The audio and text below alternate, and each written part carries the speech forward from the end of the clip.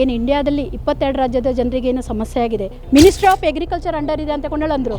ಹಾಗಾಗಿ ಜನ ಏನು ಮಾಡ್ತೀವಿ, ಏನೋ ಒಂದು ಭವಿಷ್ಯಕ್ಕೆ ಆಗ್ತಾರೆ, ತಮ್ಮ ಮಕ್ಕಳದ್ದು ಏನೋ ಒಂದು ಇದಕ್ಕೆ ಆಗ್ತಾರೆ ಕೊಂಡೇಳಿ ಹಣವನ್ನು ಹೂಡಿಕೆ ಮಾಡಿದ್ದಾರೆ ಅದರಲ್ಲಿ.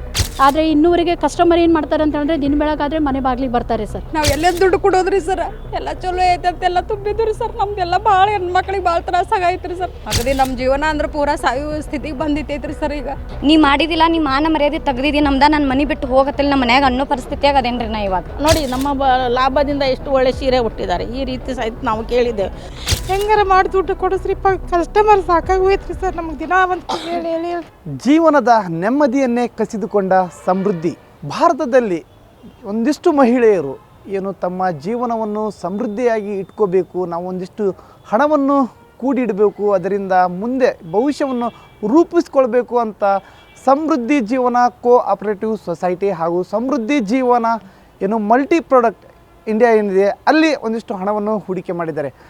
ಏನು ಸುಮಾರು 16 ವರ್ಷಗಳಿಂದ ಏನು ಆ ಒಂದು ಸಮೃದ್ಧಿ ಜೀವನದಲ್ಲಿ ಮೋಸ ಹೋದಂತಹ ಮಹಿಳೆಯರು, ಇನ್ನು ಕರ್ನಾಟಕದ ವಿವಿಧ ಜಿಲ್ಲೆಗಳಿಂದ ಸುಮಾರು 20 ಮಹಿಳೆಯರು ಇವತ್ತು ಹುಬ್ಳಿಗೆ ಆಗಮಿಸಿದ್ದಾರೆ. ಅಂದರೆ ಆ ಒಂದು ಗ್ರಾಮದಲ್ಲಿ ಏನು ನೆಲೆಸಿರುವಂತಹ ಮಹಿಳೆಯರು ತಮ್ಮ ಏಜೆಂಟ್ರಾಗಿ ಕೆಲಸ ಮಾಡುತ್ತಾ ಅಲ್ಲಿಯ ಮಹಿಳೆಯರನ್ನು ಏನು ಹಣವನ್ನು ಹೂಡಿಕೆ ಮಾಡಿದ್ದಾರೆ, ಅವರೆಲ್ಲರೂ ಕೂಡಿ ಇವತ್ತೇನು ಹುಬ್ಬಳ್ಳಿಗೆ ಆಗಮಿಸಿದ್ದಾರೆ. ಹಾಗಾದರೆ ಸಮೃದ್ಧಿ ಜೀವನ ಹೇಗಿದೆ, ಇದರಲ್ಲಿ ಏನೇನು ಕಷ್ಟಗಳನ್ನು ಅನುಭವಿಸ್ತಾ ಇವತ್ತಿಲ್ಲಿಗೆ ಬಂದಿದ್ದಾರೆ ಅನ್ನೋದನ್ನು ಅವ್ರ ಬಾಯಲ್ಲಿ ಕೇಳೋಣ ಬನ್ನಿ. ಮಾನಾಯಕ್ ಹೇಳಿ, ನಾನು ಸಿರ್ಸಿಯಿಂದ ಬಂದಿದ್ದೀನಿ ಸರ್. ಮೂಲತಃ ನಾನು ಕರ್ನಾಟಕ ಸಿರ್ಸಿ ಬ್ರಾಂಚಿಂದ ನಾನು ಮಾತಾಡ್ತಾ ಇದ್ದೀನಿ. ನಾನು ಇವತ್ತು ಇಲ್ಲಿ ಸಮೃದ್ಧ ಜೀವನದ ಒಂದು ನಮಗೆ ವಂಚನೆ ಆದಂಥ ಬಗ್ಗೆ ಎಲ್ಲ ಒಂದು ಕರ್ನಾಟಕ ಒಂದೇ ಅಲ್ಲ, ಆಲ್ ಏನು ಇಂಡಿಯಾದಲ್ಲಿ 22 ರಾಜ್ಯದ ಜನರಿಗೆ ಏನು ಸಮಸ್ಯೆ ಆಗಿದೆ ಅದ್ರ ಬಗ್ಗೆ ನಾವು ನಮ್ಮ ಸರ್ಕಾರಕ್ಕೆ ನಮ್ಮ ಹೇಳಿಕೆ ಏನಂತ ಹೇಳಿದ್ರೆ, ನಾವು ಕಟ್ಟಿರುವಂಥ ಹಣ, ತೊಡಗಿಸಿರುವಂಥ ಹೂಡಿಕೆ ಮಾಡಿರುವಂಥ ಹಣನಾದರೂ ನಮಗೆ ಆದಷ್ಟು ಬೇಗ ಕೊಡಬೇಕು ಅಂತಕೊಂಡು ನಾವು ಅವ್ರ ಹತ್ರ ಕಳಕಳಿ ವಿನಂತಿ ಮಾಡ್ಕೊಳ್ತಾ ಇದ್ದೀವಿ. ಯಾಕಂತ ಹೇಳಿದ್ರೆ ಈಗ ಆಲ್ರೆಡಿ 10 ವರ್ಷ ಆಗಿದೆ. 10 ವರ್ಷದಲ್ಲಿ ಭಾಳಷ್ಟು ಜನ ನೊಂದುಕೊಂಡು, ಭಾಳಷ್ಟು ಜನ ಹೆಂಗಸರು ಇರ್ಬೋದು ಅಥವಾ ಭಾಳಷ್ಟು ಜನ ಗಂಡಸರು ಕೆಲವೊಬ್ಬರು ಆತ್ಮಹತ್ಯೆ ಮಾಡ್ಕೊಂಡಿದ್ದಾರೆ. ಹಾಗೆ ಕೆಲವೊಬ್ಬರು ಊರನ್ನೇ ಬಿಟ್ಟು, ಹೊಲ ಗದ್ದೆ ಇರ್ಬೋದು, ಅವ್ರದ್ದು ಏನೇ ಒಂದು ಆಸ್ತಿ ಇದ್ರು ಪಾಪ ಅದನ್ನು ಬಿಟ್ಟುಕೊಂಡು ಬೇರೆ ಕಡೆ ಬಂದು ಉಳಿದಿದ್ದಾರೆ. ಹಾಗೆ ಕೆಲವೊಂದಿಷ್ಟು ಏನಾಗಿದೆ ಅಂತ ಹೇಳಿದ್ರೆ ನಾನಾ ರೀತಿಯಲ್ಲಿ ಇದು ನೋಡಿ, ಆಲ್ರೆಡಿ ಈಗ ಗೌರ್ಮೆಂಟ್ ಇದನ್ನು ವಶಪಡಿಸ್ಕೊಂಡಿದೆ. ಎಲ್ಲ ರಾಜ್ಯದ ಒಂದು ಆಸ್ತಿಯನ್ನು, ಪ್ರಾಪರ್ಟಿಯನ್ನು ಗೌರ್ಮೆಂಟ್ ವಶಪಡಿಸ್ಕೊಂಡು ಕೂಡ ಇಲ್ಲಿವರೆಗೆ ನಮಗೆ ಯಾವುದೇ ರೀತಿಯ ಸಂತ್ರಸ್ತ ಜನರಿಗೆ ಇನ್ನೂವರೆಗೆ 1 ರೂಪಾಯಿನಷ್ಟು ಎಳ್ಳಷ್ಟು ಒಂದು ಯಾವುದೇ ಥರದ ಒಂದು ಸಹಾಯ ಅಂದರೆ ಆ ಒಂದು ನಮ್ಮ ಹೂಡಿಕೆ ಮಾಡಿರೋಂಥ ಹಣವನ್ನು ಇಲ್ಲಿವರೆಗೆ ಕೊಟ್ಟಿದ್ದಿಲ್ಲ ಸರ್. ನಾವು ಕೇಳ್ತಿರೋದೇನು, ನಮಗೆ ನ್ಯಾಯ ಬೇಕು ಅಷ್ಟೇ.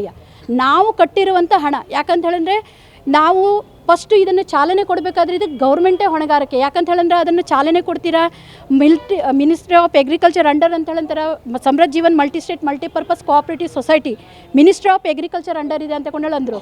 ಹಾಗಾಗಿ ಜನ ಏನು ಮಾಡ್ತೀವಿ, ಏನೋ ಒಂದು ಭವಿಷ್ಯಕ್ಕೆ ಆಗ್ತಾರೆ, ತಮ್ಮ ಮಕ್ಕಳದ್ದು ಏನೋ ಒಂದು ಇದಕ್ಕೆ ಆಗ್ತಾರೆ ಕೊಂಡೇಳಿ ಹಣವನ್ನು ಹೂಡಿಕೆ ಮಾಡಿದ್ದಾರೆ ಅದರಲ್ಲಿ. ಆದರೆ ಗೌರ್ಮೆಂಟ್ ಇದನ್ನು ಮುಚ್ಚು ಹೊತ್ತಿಗೆ ಸಂತ್ರಸ್ತ ಜನರ ಅವರು ಏನು ಹಣ ಕಟ್ಟಿರುವಂಥ ಹಣನಾದರೂ ಕೊಟ್ಟು ಅವರು ಮುಚ್ಚಿಗೆ ಮಾಡಬೇಕಾಗಿತ್ತು ಸರ್. ಆಲ್ರೆಡಿ ನಾನೀಗ 13 ಲಕ್ಷ ಕಟ್ಟಿದ್ದೀನಿ ಸರ್, ನನ್ನ ಕಸ್ಟಮರ್ ಹಣನ ಆಲ್ರೆಡಿ ನಾನು ಕಟ್ಟಿದ್ದೇನೆ ಇದರಲ್ಲಿ.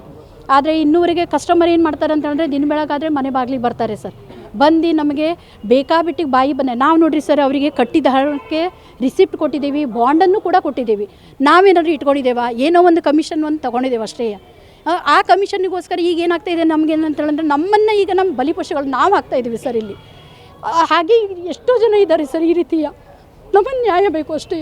ನಾ ಬೆಳಗಾವದಿಂದ ರೀ, ಸಂಗೀತ ಮಾರುತಿ ಶಿರಟ್ಟಿ ಅಂತ ರೀ. ನಾವು ಇದು ಕೋಆಪರೇಟಿವ್ ಸೊಸೈಟಿ ಆದ ನಂತರ ಎಲ್ಲ ದುಡ್ಡು ತುಂಬಿದ್ವಿ ರೀ ಸರ.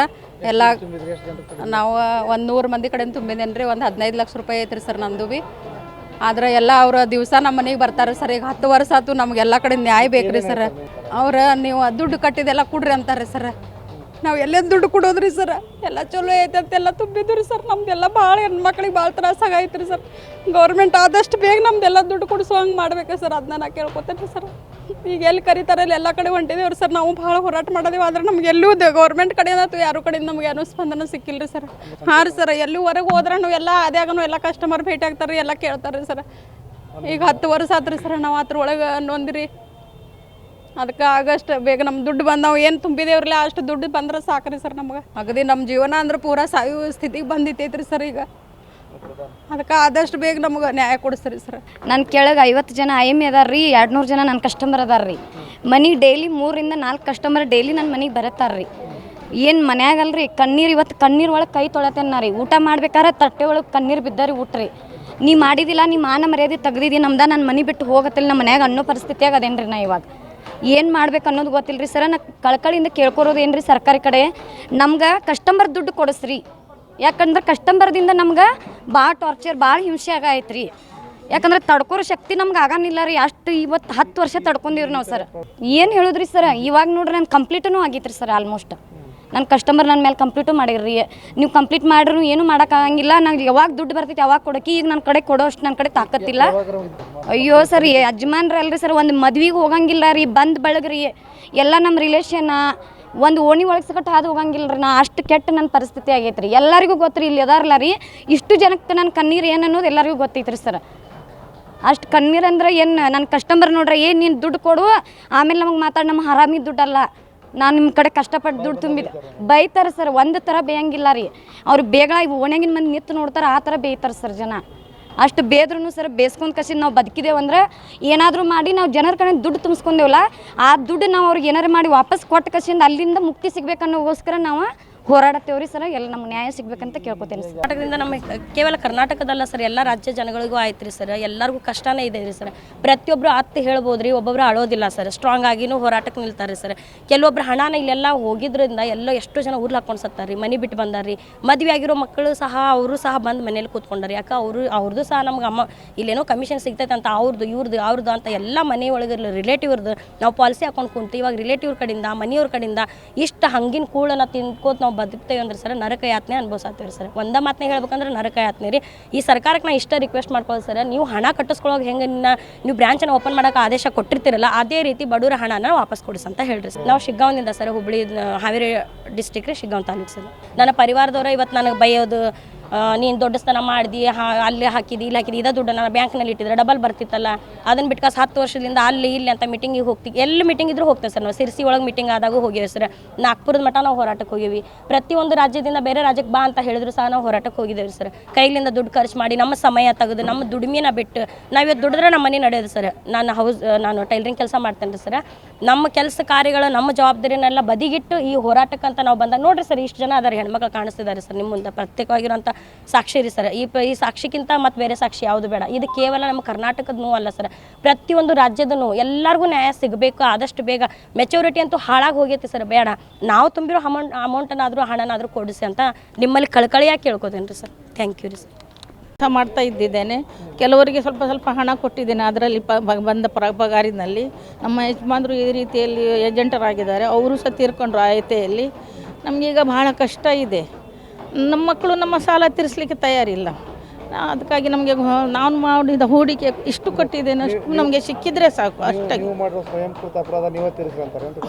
ಇಲ್ಲ ನಮಗೆ ತೀರಿಸ್ಲಿಕ್ಕೆ ಆಗೋದಿಲ್ಲ ಸರ್ ನಮಗೆ ಈಗ ನಾನು ಎಲ್ಲಿ ದುಡ್ತಾ ನನಗೆ ಯಾರು ಕೊಡ್ತಾರೆ ಒಂದು ಕೆಲಸ ಹೋಟ್ಲಿನಲ್ಲಿ ಆದರೂ ಕೊಡ್ತಾರೆ ನನಗೆ ಈ ಪ್ರಾಯದಲ್ಲಿ ಯಾರು ಕೊಡ್ತಾರೆ ಸರ್ ನಮಗೆ ಅದಕ್ಕಾಗಿ ನಮಗೆ ನಾವು ಕಟ್ಟಿದ ಹಣ ನಮಗೆ ವಾಪಸ್ ಕೊಟ್ಟಿದ್ರೆ ಸಾಕು ನಮಗೆ ಮೆಚುರಿಟಿ ಮೇಲಿಂದ ಏನು ಲಾಭ ಸಿಕ್ಕದಿದ್ರು ಅಡ್ಡಿಲ್ಲ ನಮಗೆ ನಾವು ಕಟ್ಟಿದ ಹಣ ಕೊಡಲಿ ಕಸ್ಟಮರ್ನಿಂದ ದೂರ ಮಾಡಲಿ ನಮಗೆ ತುಂಬ ಜನ ನಮಗೆ ಹೊಡಿಲಿಕ್ಕೆ ಬರ್ತಾರೆ ಸರ್ ಎಲ್ಲಿ ಮದುವೆ ಹೋಗಿ ಒಂದು ಒಳ್ಳೆ ಸೀರೆ ನೋಡಿ ನಮ್ಮ ಲಾಭದಿಂದ ಎಷ್ಟು ಒಳ್ಳೆ ಸೀರೆ ಹುಟ್ಟಿದ್ದಾರೆ ಈ ರೀತಿ ಸಹಿತ ನಾವು ಕೇಳಿದ್ದೇವೆ ಆದರೆ ನಮ್ಮ ಈ ಜನ್ಮದಲ್ಲಿ ಇನ್ನೂ ತನಕ ಕೆಟ್ಟ ಮಾತು ಕೇಳಿಲ್ಲ ಸರ್ ಈಗ ಇದರಲ್ಲಿ ನಾವು ಕೆಟ್ಟ ಮಾತು ಕೇಳುವ ಪರಿಸ್ಥಿತಿ ಬಂದಿದೆ ಸರ್ ಅದಕ್ಕಾಗಿ ನಮಗೆ ಗೌರ್ಮೆಂಟ್ ಈ ರೀತಿ ನಮಗೆ ಗಟ್ಟಿದ ಹಣ ಕೊಡಲಿ ಸರ್ ರೀ ಭಾರತಿ ಕುರ್ಡಿಕೇರಿ ಅಂತ ಹೇಳ್ರಿ ಸರ್ ನಮಗೆ ಕಸ್ಟಮರ್ ದಿನ ಮನೆಗೆ ಬಂದು ರೊಕ್ಕ ಕೊಡ್ರಿ ನಾವು ನಿಮ್ಮ ಆಫೀಸ್ ನೋಡಿಲ್ಲ ನಿಮ್ದು ಏನು ನೋಡಿಲ್ಲ ನಿಮ್ಮನ್ನು ನೋಡ್ಕೊಟ್ಟೇವಿ ನೀವು ಹೆಂಗಾರ ರೊಕ್ಕ ಕೊಡ್ರಿ ನಾಳೆ ನೀವು ಬಂದು ತಗೋರಿ ಅಂತ ಹಿಂಗೆ ಬಂದು ದಿನ ಒಂದು ಟಾರ್ಚರ್ ಮಾಡತ್ತಾರ ಸರ್ ಏನೋ ಒಂದು ಒಳ್ಳೇದಾಕತ್ತಂತೆ ಮಾಡೇವ್ರಿ ಎಲ್ಲ ಬಡವ್ರು ನನಗೆ ತುಂಬ್ಯಾರಿ ಸರ್ ಏನು ಮಾಡ್ಬೇಕು ಅನ್ನೋದು ಗೊತ್ತಾಗೋಲ್ರಿ ನಮಗೆ ನಮ್ದು ಈಗ 15 ಲಕ್ಷ ಐತ್ರಿ ಸರ್